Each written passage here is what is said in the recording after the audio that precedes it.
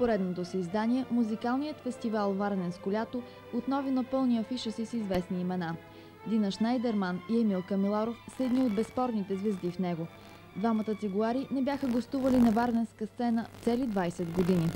Концерта в препълнената зала 1 на фестивалния комплекс музикантите посветиха на 40-годишнината от цигулковото дуо Дешка и 50 години творческа дейност на Емилка Миларов.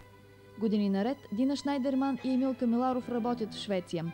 За приноса си в музикалния живот там, цигуларите са удостоени през 1996 година с най-високото отличие почетни граждани на Опланд, звание получавано само от 6 политици и икономисти в Швеция преди тях.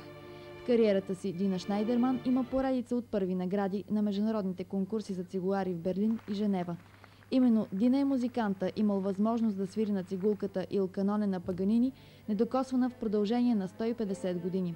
Другата половина от дуо Дешка, Емилка Миларов, по своята виртуозност е сравняван с самия Паганини. На концерта си във Варна цигуларите изпълниха творби на Вивалди и Моцарт, както и произведението Български танц, специално написано за тях от Панчо Владигеров.